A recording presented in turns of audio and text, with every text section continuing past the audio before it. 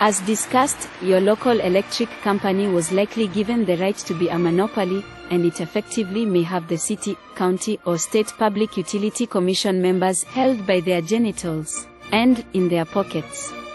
As it provides a service almost as vital as running water, it has the potential to cripple the economy of a large area of a state at will. This, then more, are the reason why the electric company has too much power over you and your community. As a monopoly, they know you have little to no choice, as a customer, to leave them.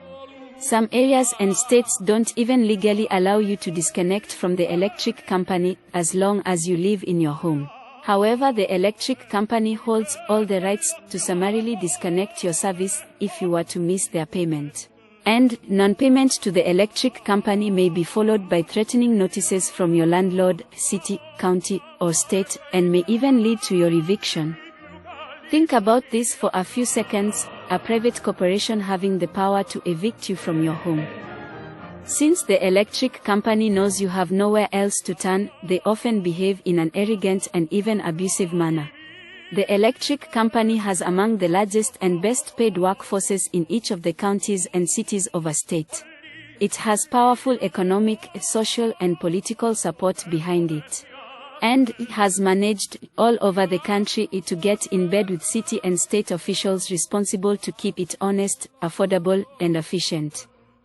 The electric companies have used their tremendous leverage on politicians and leaders, in part because these leaders need the electric company's support in just about every economic project that city or state may have in mind.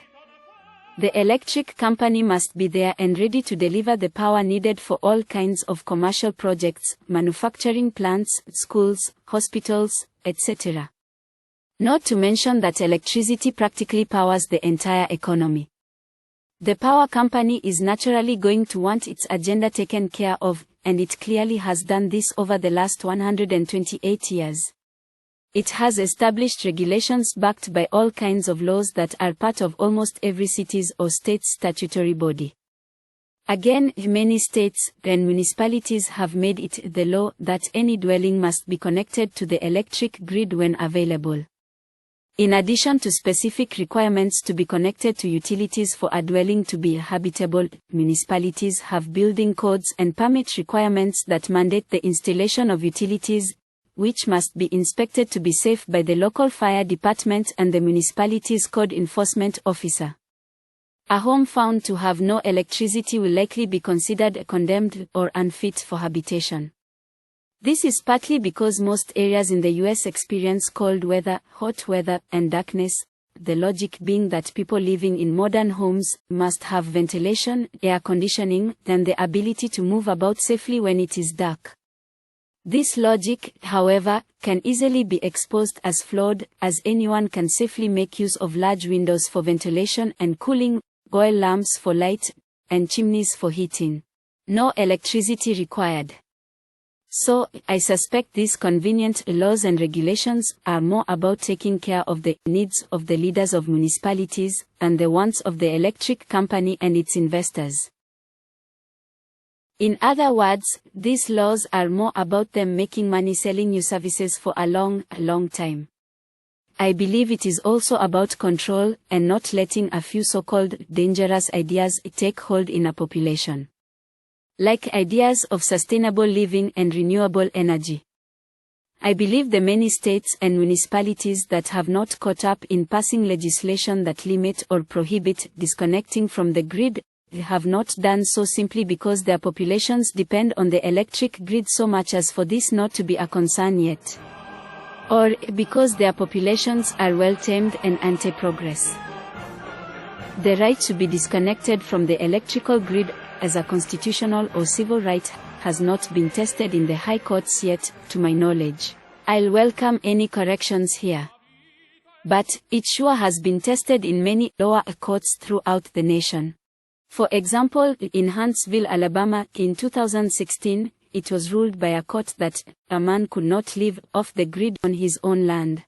And in 2016, a Cape Coral, Florida woman was evicted from her home for insisting on living off the grid.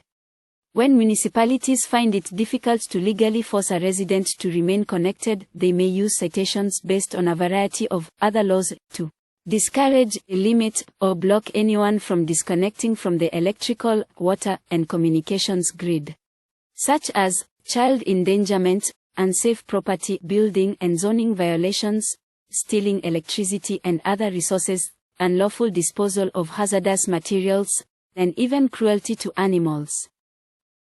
In summary, the abusive power of the electric company is evident and clear, especially for the millions that have lower income and have a harder time paying for its expensive services. If you are part of this majority group, you have no problems recalling an instance when you felt pushed around by your electric company.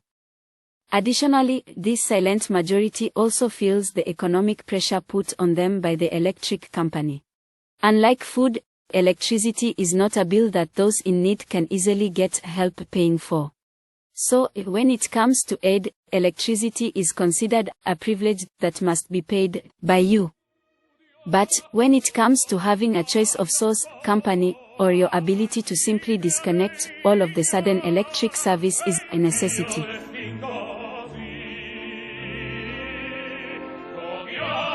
Thank you for listening to this podcast.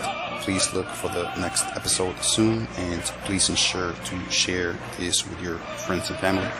And please like this content and subscribe as a sign of support and for me to continue to provide this type of content to more people like you.